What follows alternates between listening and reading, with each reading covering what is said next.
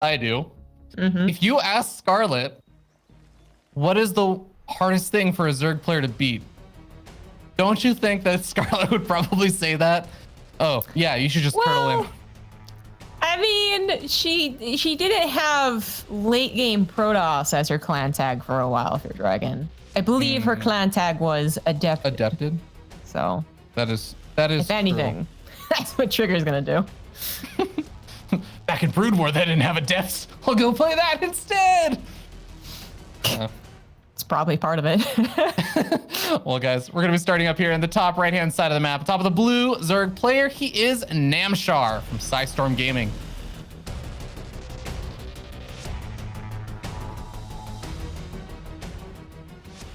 In the bottom left for Team Alpha X, he is the red Protoss TriGGeR.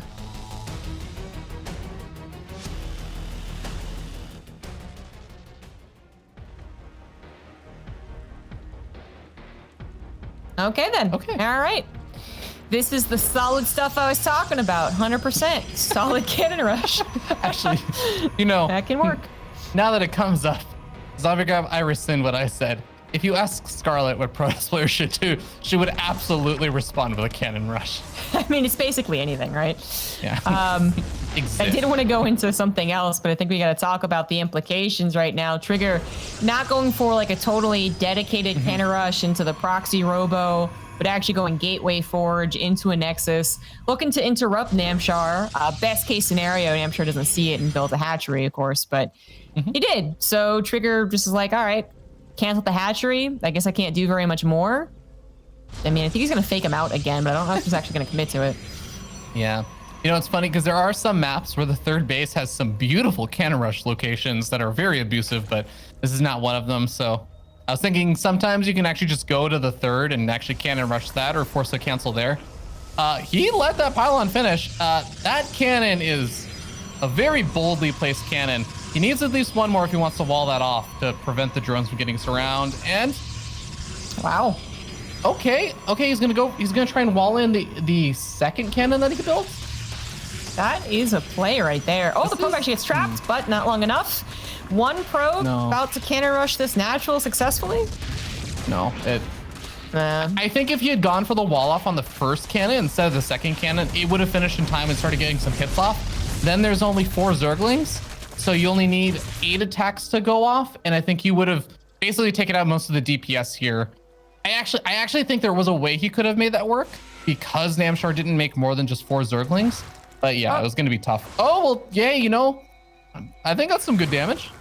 Yeah, that's very unfortunate. Just box selected, I guess, a group of units and didn't realize some of them were drones. So that's 2 drones down when Namshar wasn't building drones because he was replacing hatcheries and building lings and his injects hadn't come into effect yet. As well as just, you know, he did respawn. He did cancel initially, take the third, and then at least he's getting lings in, I suppose. But it's been an awkward start, despite handling the follow-up cannon rush, if you will, rather okay. Looks like he's going to save at least the third drone from dying, but Namshar's drone count still not looking as pretty as I would want it to. All right, they're finally just going back into drones. Yeah. All right, Adept successfully avoids killing its own probe there after one small misclick. But yeah, these Zerglings are finally starting to get cleaned on up, especially with the second Adept joining forces over here. It's gonna let TriGGeR actually move back across the map now and put a little bit of presence out on the map yet again. Oh my god, actually 6 Zerglings almost managed to make their way in. That would have been a bit awkward. They're not supposed to be able to do that yet, and they won't. Good hold. 2 Adepts now to cover that third nexus as well. And now we can kind of talk about, I guess, more of the big picture now that the excitement of the kind of would-be cannon rush is over and we get ourselves a more normal looking PvZ. So I think we do still have to talk about, even though these are 2 different players and maybe each one doesn't really want to go to late game, I think that this is a matchup where you kind of have to in a lot of respects. It is a very powerful thing to do, and I think TriGGeR does like doing it. So we see a second Stargate right away. Namshar is the type of guy who likes to play his own macro game, so that kind of makes him susceptible to things like this, where he does eventually just have to face super late game Protoss, because he's not exactly the type of guy who likes to end the game early, who likes to go for the queen builds. I would love if he did, because I think Namshar has always been a bit unvaried, and that's been a weakness of his in the past, but I don't know if it's really where he thinks his strength lies, so we might just have another late game Protoss air battle here. Yeah, it's possible. Part of me I agree with you, and I think that Namshar is more of a macro play and everything, but I do feel like there is this kind of mid-game point that Namshar hits a lot of power in, and he seems to do a lot better with, rather than just like pure late game, because I agree. I think that if TriGGeR is able to bring it to that hyper late game stage, I don't know that I have as much confidence in Namshar as I do Namshar in the mid game kind of stage. Not necessarily because he's all-inning, like you were talking about, which I would also love, but well, I'm talking about all this, but this Queen harass is actually it's going interestingly. I don't know what to make of it. Yeah, a bit of an overreach right there. Yeah. He realized kind of at the last second, like, okay, that wasn't gonna be worth it, even if it had to kill the Queen. So that's a good pullback. But I think you're right to specify, because I think you're right in the specification in that even though I want to say Namshar is going to be the better player at all stages past 10 minutes, I don't actually know that's true, but I do think he is one of the best players when he gets to a mid game comfortably and then gets to execute some of his attacks and some, his best macro possible. And then if we do go into the late game, I think, I don't really see him, better than a lot of other Zergs out there in the late game specifically. But that's where I think it's going, right? Like if the Protoss can identify that the Zerg player is going to try and hit more about the mid game, they could just kind of speed up to the mid game as well, like get everything foundationally set, their bases, their production, their upgrades, and then actually be ready for a mid game. And of course, live until the late game, which is really the ideal for most Protoss players. Barely doesn't lose that Void Ray, which means that we now have even more Void Rays to roam around and harass, as TriGGeR is going for Flux Veins pretty quickly. He's not making the transitions on Micro. He didn't get the Fleet Beacon for carriers. He didn't get the Fleet Beacon to go add on some more Stargates and go into Phoenix or add on a Robo. No, it's just Void Rays. Like, so I did a few months ago, or maybe not even that long ago, like a month ago, ask some of the NA players, like, hey, so what do you guys think about this new guy TriGGeR and everything? And they're kind of like, he plays a very abusive style of Protoss. Like, I'm like, I look at it, I'm like, yes, that's accurate. Yeah, so far. Oh boy. This is gonna be an overreach. Oh, jeez. Oh no. That hurts. That really hurts. Void Rays go down. I do want to, even though it's kind of funny nowadays to see, I guess, the Void Ray Flux Veins come out first, I do want to mention that this was one of the, I guess, OG iterations of the return of the Void Rays anyways, because I guess this actually, OG would be like 2010, right? This is the Goblin. This is one of the first things that version. happened. Yeah, that was brought back with the buff to Void Rays and how cheap they were. So I'm not surprised to see it, but one of the big things about this is that it can do a surprisingly good job of harassing. But the problem with it was that eventually Zerg players got so used to it, had enough queens, the queens were always in the right position, that it wasn't as good as adding on something else, like maybe more of a mid-game transition into Charge Light Archon or straight to carriers. So this is almost like a throwback, and I'm afraid that TriGGeR, while he was doing well initially, losing those 3 Void Rays did just kind of cut that harassment power by quite a bit. And Namshar is now getting into his groove. That mid-game max out could be quite deadly. Yeah, absolutely. And I really want to emphasize what you're talking about, because 3 Void Rays is a large amount of extra DPS that you're going to be missing out on as TriGGeR. So a lot of the situations where you're trying to right-click down a hatchery or something over here, that becomes a lot harder to do in time, where you can do that and also recall back in time to defend. But he's going to actually have to try and make a bit of a defense happen over here. A lot of Banelings trying to roll on in. They're going to find connections with some of the Adepts. Adepts do a decent job splitting up, but that just means the probes are vulnerable. Yeah, a little bit. Good Stalker Warper. Oh no, but then he actually moved the Stalkers. I think the Banelings were connecting to those probes no matter what, but there was an attempt to Stalker wall. That didn't work out. The probes also didn't really hurry over to the 4th Nexus. They kind of just stayed there and let themselves die. So 19 probes go down. 3rd Nexus has fallen. TriGGeR's finally recalled the Void Rays, but I mean, even with the Void Rays, I don't think he would have held. Like, this is exactly where Namshar ended up wanting to be, and TriGGeR's offensive harassment didn't really do anything about it. So Zombie Grab, I'm going to ask you some statistics, some math, some financial advice over here. how many Void Rays can Protoss that has lost 2 of their bases and 38 of their probes afford now? What the hell kind of mathematical question is that? I'm basically asking, can you actually afford to produce off of 3 Stargates with carriers when you're only on 2 bases? Okay, it's a much better phrased question. I feel like you got bamboozled on a test.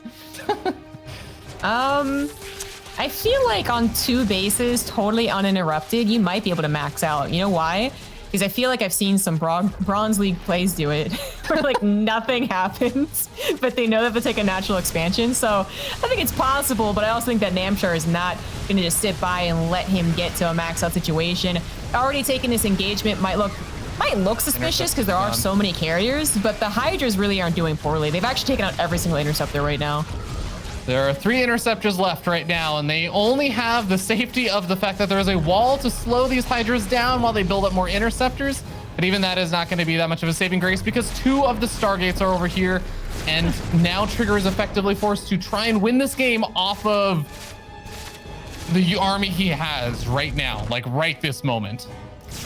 It would require Namshar to only make Hydras and run them up like chokes into the very slowly increasing carrier count. I love that TriGGeR's got that fighting spirit, and he's going to try and play it out. Even going to try and catch these Hydras while they're still in like low numbers, before they've been reinforced, right? And I kind of like that idea, but there's the reinforcements. It's a maxed out Zerg army. TriGGeR just going for the last possible attack. Why not try? But it ain't going to work.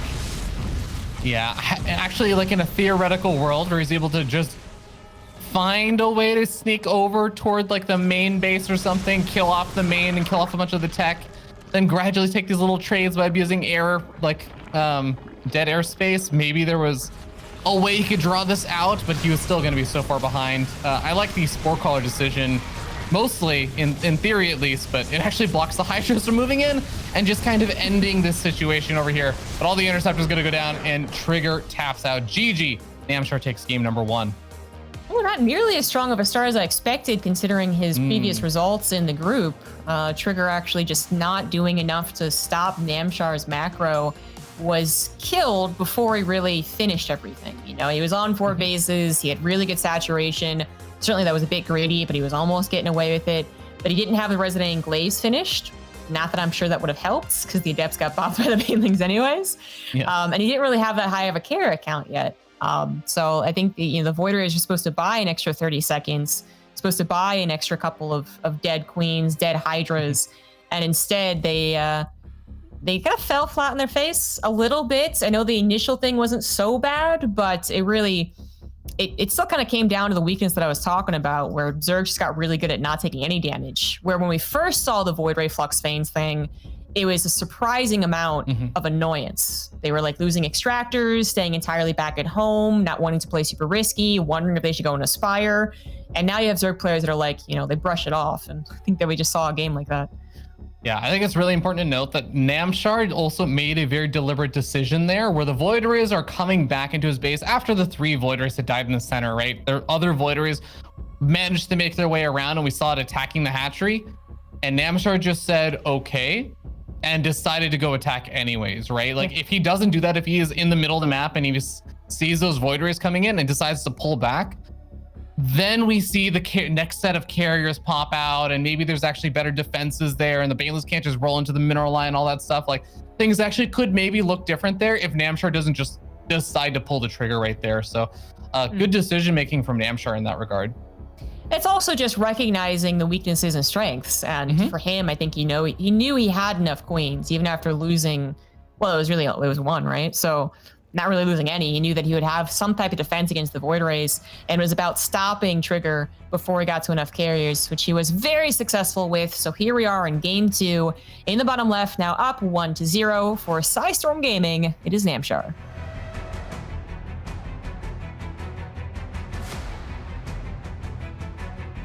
And up here in the top right-hand side of the map, we have the red Protoss player from Team Alpha X Esports. He is TriGGeR.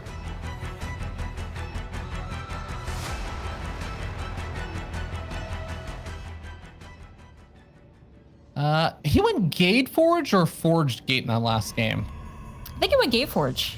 Okay. Right? think so. I think you're right. And actually, I like Gateforge actually a lot better. If you're planning to do like the fake out kind of cannon rushes and stuff. So we'll see. I don't think he doesn't look like he's going to be going for something similar again this game. But what's cool is that after having done it that last game, playing to a best of 3, he can kind of fake something out. We'll see if he does it. For sure. I mean, despite not getting the follow-up cannon rush to work, and I do think that hurt him. I feel like if he hadn't tried the follow-up cannon rush, I was like pretty happy with his decision. But then he tried it and it did fail, and it's like, you know, I see why he tried it, but it didn't work out. It put him in maybe a bit of a more awkward situation. I didn't think it actually affected the game to a super great extent. Like, Namshar actually was still down in drones for, I would say, is a good amount of time. Even when his lings got into the natural, it still, you know, was okay. But yeah, the rest of the game was just super easy for Namshar to play out. And TriGGeR's got to make sure to actually do something this game that actually interrupts his opponents. Ooh, misjudging the Zerg regen. He'll get some Sheila regen. He'll make his way out of there safely. Yeah, I definitely agree. I think that you have to have a good read on exactly what your opponent's going to be up to with their army, and you have to be able to react to it and make sure your units don't just get picked off randomly in the center of the map as well. It might actually be a good game plan, but I don't know. Would you want to see TriGGeR just attempt a totally different style in this game, or do you want to just see a different adaptation? I think I want to see something different with the double Stargate. I mean, one of the reasons that it's become so powerful was that it wasn't just the Void Ray thing. It wasn't just the fast carrier thing. There are so many ways to play out or into the Stargate. So I think that TriGGeR, having gotten here, qualified for DreamHack with a pretty good group score, I want to say he's going to have different variations. Because that's, for my very limited TriGGeR watching experience, I feel like I've seen him actually vary up the Stargate play a lot. And I think he has to in this game. Well, Adept's not able to find crazy amounts of damage or anything over here, but kills off 2 Zerglings, loses 2 probes on the other side of the map, though. That is less than ideal. Yeah, lets the lanes into his main. It's a lot of confidence going to Namshar now. He's got the full scout. He's got the killing probes. He's even sees that it's a Void Ray. I mean, yeah, it's a good start after the first game. But TriGGeR also kind of had to make that Stalker, because I think it was the only thing that fit that big hole. All right, there. Actually, it's kind of a weird wall, but all right, now it's good. That's like a Roddy wall right there. Yeah, it's, you know, not the best, but it works. The way I describe a Roddy wall is that it starts off looking really terrible. It looks really ugly, but then if you actually try and do something or bust it, you're like, oh wait, no, there's like literally a hallway now. This is actually a good wall. I don't know why. Like, it's so ugly. No, he's actually totally right. I mean, he'd always say that, right? He'd kind of make fun of Roddy. He's like, no, man, it makes sense. And then I finally watched a game where he actually indefinitely held against a Ling speedling all in, and I was like, oh, all right, I believe you. Well, we got the Roach Warren Evo Chamber coming on out this game, so it looks like Namshar can at least be prepared for making a few roaches, which is kind of interesting because he did see that first Stargate, he saw the Void Ray being made, but I guess it's not always indicative that there's going to be a bigger commitment to Void Rays like that first game. No, it's not, and that is another part of the trickiness. That they can't just go off of gut feeling or predictions necessarily. I do think to some people you can just be like, all right, like they're the type that actually go into Void Rays. But in order to be at this stage, you should have a variety of builds. And I'm glad to see that TriGGeR is going to follow up with the Twilight Council and a Forge. I do think we are going to see later on mass Stargates, you know, and not just because that's the way that it always goes, but because I think TriGGeR does ultimately like playing it. But I really appreciate seeing something different here. Now with the question of, can he actually beat Namshar when Namshar is specifically good in that mid game? Now, TriGGeR's actually, he's not trying to skip that step. He's not going to try to like macro cheese him out. He's actually going to play to the mid game. And is that a mistake? We're going to find out. Yeah, well, he's getting up a pretty quick tempo archives over here, which those storms and those archons can be pretty effective against a big Ling Hydra composition. And there's that Hydra Den being plopped down as I speak of it. Namshar definitely thinking about that mid game, and I think that's I mean, we've already talked about it a little bit before, but this has just been his strong point. Is specifically, I would actually say, having like either Roach Hydra or Ling Hydra is where I think the era Namshar saw the most success. He's really experienced with this particular set of units. I agree there. So he hasn't gotten a full scout on TriGGeR. It's still a bit up in the air, but more and more he's scouting no additional Void Rays. So that's kind of the only thing he can really scout, honestly, because you only need a lot of gas for Stargates, you need a lot of gas for going into the Archon build. So it's not really been revealed yet, but I actually like this. TriGGeR slowly adds on the gases, the actual probes here. He's going to be able to afford a lot of charge lots and just enough of those Archons. And then he should follow up with Storm should everything go swimmingly. But now is the question, does everything go swimmingly? TriGGeR's going to hit with +1 charge. The Overseer's going to come in here and figure out that that's his plan. Is Namshar actually going to be able to be prepared for this attack, which is going to be pretty feisty? It's going to have a lot of units. Yeah, finally going to come in over here, and the real big reveal is going to see all the gateways in that main base. And Namshar has 11 Hydras being produced right now. Starts up some more another set of upgrades, but he is really going to need to just rally all of the defenses forward because this attack is coming. The Warp Prism is already warping in a lot of Archons, and it's basically just 8 Hydras and 4 Zerglings out right now. There's more Hydras being made, but that is not really a lot of units to buffer for the Hydras, besides the Queens, I guess. I kind of like this attempt to wall. The Spore Crawler's coming in, the Evolution Chamber's coming, the Queen's providing quite a wall against those charge lots. Oh my goodness. Namshar, big brain, last-second tactics. Yeah, oh my god, I think that actually might have just saved his bacon right there. I don't know that he would have been able to survive that if all those charge loss are able to get a big wraparound on the Hydras, the Queens, and to contend with just the Archons. TriGGeR's looking for another opportunity, but he loses a Void Ray on the retreat over there down that ramp, and he's gonna go the long way, but every second that passes, Namshar is getting a larger and larger army because he's caught a wind of this. He knows that this attack is happening. TriGGeR's actually even supply blocked right now. I'm not sure this is going to work. The Hydra count has grown so much compared to the first start.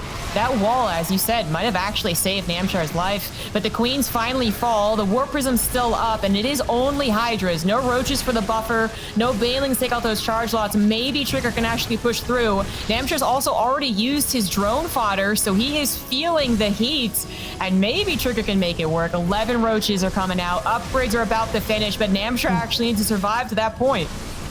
Few Roaches coming on out, like you were saying, and we see that there's nice target fire on the Archons themselves, because those are the big damage dealers right now. The Zealots are here to buffer, to do a little bit of damage with that charge, but at the end of the day, he really needs those Zealots to keep these Archons alive in the back lines. One Archon goes down, a second Archon goes down, the Prism picks up a third Archon, and TriGGeR's on an all-out retreat. He needed to get something done with this, because you were talking about Storm, it only is just now starting.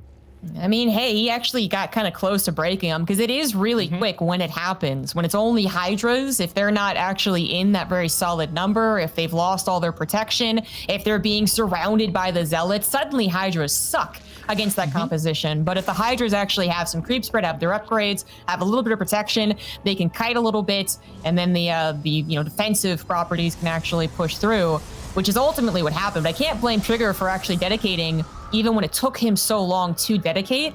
But now you get to see hindsight 2020. Perhaps he should have actually just kind of contained and macroed behind it, because he's in a bit of a spot now. Spot of bother. I'm not English. I can't pull that off. It doesn't feel super comfortable. It's not actually the end of the world, because Namshar did have to pull drones and interrupt his own economy to deal with that. He's going to have to go for just a round 2 attempt over here. He's got a lot of High Templar with a lot of Storms available and a lot of Zealots, but Zombie, I actually do want to note he does not have that many Archons this time, which, I mean, maybe not the worst thing in the world considering he's up against a big Roach Hydra ball, but I feel like he's gonna actually need to rain down storms like Lord Zeus himself to make this work. I'm not even I'm not sure about attacking here. He does get a couple of juicy storms. The High Templars are reaching for additional ones. He pushes the 4th base mining away, but maybe this is the time to draw back and try and macro out. He's ultimately not going to win with this push, and he needs to recognize that to keep the hopes alive for this series. He finally does pull back, but I don't see anything on the production tab signifying advancement in the macro game. No upgrade, no Nexus. He's just hoping that Namshar falters a little bit, maybe gets supply blocked, maybe gets found out of position. Namshar is having to make some tough choices so far, like pulling the drones, but I think he's made the correct choices. Yeah, I mean, he pulled back, but I feel like a lot of the reason why he pulled back is just because he ran out of storms. Now he has a few more storms available. He's going to try and make magic happen with them again. He is so far behind on upgrades. He's not really showing any signs of a transition. He feels like he has to win the game with this push. Now, the Zealot number is starting to dissipate. The Warp Prism went over to the main base, which is great for harass, but if you lose everything else in the process, is it going to be worth it? He kind of trapped himself in there. I thought he was going to play around the choke a bit more, but I guess he was really hoping that Namshar would be distracted. Namshar was distracted, but I think too late. The Warp Prism goes down, and with it, I believe, TriGGeR's chances. He really wanted to make this aggressive style work, but Namshar, as I said, made tough but correct choices to hold on. And this is the Namshar that we love to see, which is kind of surprising because TriGGeR actually did have a solid score, a solid performance against other Zergs. But Namshar today finally bringing it in, maybe finally warming up, gives himself another chance in this group. Absolutely. This was really do or die here for Namshar and really making it happen. Now, TriGGeR not tapping out just yet. This man says, well, you know, I've seen M Canning win with disruptors. What is the storm but a disruptor that just takes a few seconds more to go off? And we'll see if it's right. We'll see if that actually ends up being the case, because that is a lot of storm available against a lot of Hydras, but he is going to need actually some of the best storms he's probably ever had in a career game. And the thing is, unlike disruptors, unfortunately, is they don't one-shot. So as long as Namshar keeps the units alive, I don't see the death blows aren't going to come. The charge lots will not meet to the units. There's no immortals to punch through roaches. The stalkers, not really what you want, especially since they don't have blink. There's nothing to actually capitalize on the storms, and now TriGGeR is finally going to play this macro game out, but it's in one of the worst possible positions to do so. Down 60 supply, no good upgrades against a Zerg player who not just held with like mass Hydra basically, but is of course on his way to lurkers and building up more and more lurkers. Yeah, this is not the, okay, cool, my plan is working out well and I'm taking a base behind my attack. This is the resigned, oh, this attack that was an all-in is not working. I have to do something because otherwise the game is just over. So let me at least stay active with my army and take a base behind it and hope they don't attack me. Just keep them from attacking me. I mean, I love it. It's actually the totally correct way to play, and I wish he had done it, a fight before, really. But well, it is absolutely the correct thing to do. I shouldn't be calling TriGGeR's chances over quite yet, because Namshar 1, I mean, isn't like, he's clearly not prepared to just run across the map and win, right? And 2, I do think that has overall been a weakness of Namshar, where he is lacking a bit of that killer instinct, kind of opposite to the Peely that we were casting, well, I guess days ago at this point, thanks to that Scarlet Neeb series. But yeah, so I think that does give TriGGeR an opportunity, despite having multiple engagements where it didn't quite go his way, if he does end up controlling here. And then if he gets maxed out with Archon, Zealot, Immortal, Storm, maybe it just takes a good concave. Maybe it just takes Namshar being in the wrong position and suddenly things can change. Well, yeah, I guess more Immortals being added on. These big, scary Protoss death balls are pretty difficult to deal with if you get caught out of position. And, well, I mean, yeah, it's not exactly like TriGGeR just sat there maxing out on really bad, inefficient army supply. He's not on like 100 supply of Stalkers or something, right? He's not sitting there on 100 supply of Zealot Archon. He's got a bunch of High Templar. He has Storm. He's catching a lot of these lurkers very far on the right-hand side, even actually able to snipe off a few of these overseers to cut down on vision, protect his observers. He's not able to catch the remainder of those lurkers though, and is gonna have to back off, but bought himself some space. Yeah, about as much space as you could hope for. Namshar was just a little overeager on the initial frontline lurkers, right? But now he's all together with a ton of lurkers. He's about to have 16. They already have the range. They're about to have the mobility as well. Storms can buy a bit of time, but it takes an awful lot of storms to actually kill the lurkers. That's what the Immortals need to get in here. But the Immortals, they got to have a concave. They got to have their shields. Already one being popped. The Storm's also going down here as High Templars. Oh, the last two. Oh, they just got AI'd in.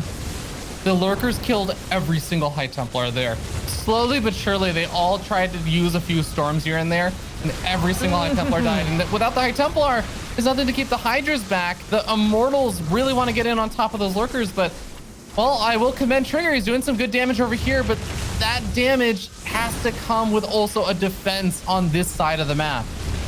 I don't know how he's going to do it. At least his observer's alive, and a couple more storms do come in. That actually blanket the lurkers, which are getting quite weakened. Can the Immortals punch through? No, it's not going to happen. It was so close. Here comes some backup storms that were in the War Prism, and he is going to clean up this specific army, but he just lost so many expensive units. Oh my god, I feel like there's somewhere out there some poor Zerg that is vomiting after that display of Storm. Oh my god, that was brutal. I am with you that Namshar is still just in a much better position right now. It all came at such a big cost. But my god, I didn't even think TriGGeR would hold, and he did manage to hold. It's just, how does he hold the next time? Yeah. I mean, it was almost I feel like if he had maybe remembered the High Templars, because like they came out with like full energy, right? So I don't think those were like made during a fight. There were two that he had just like backups in, I think, his third base, which was great. That kind of started to help, but then the Warp Prism came in too, and I was like, man, if he had those 6 High Templars, it would have been 6 in total that came in when we thought all of them were dead. I wonder if the hold actually would have been somewhat decent as opposed to still overall terrible. Because then maybe he doesn't lose as much of the fodder units, he doesn't lose as many of the mortals, the archons, but it is what it is, and he is at a terrible supply. He knows it, but I do again applaud him for making the right choice, which is to try and actually be out on the map and at least hold against the lurker pressure, force him to burrow and unburrow and buy some time. Yeah, I want to make it also very clear that TriGGeR is very much so in a position in this group that is still a little bit awkward, still a little bit difficult. So these wins are actually very important. And I don't even just mean the series win. I mean, the map wins can even matter just with tiebreakers and whatnot. So very important. He is able to try and do whatever he can in this situation. He really is finding storm value on lurkers, which is not something that usually is very valuable. Usually storming lurkers is like, it feels like the most defeating feeling ever, but oh god, okay, never mind, I take that back. That is the most defeating feeling ever, losing all your High Templars again to the lurkers. There's 20 lurkers. What are you supposed to do? He would have been able to set up an amazing surround if he had more units, but he was already at half the supply. Now that is game. GG. Namshar gets the 2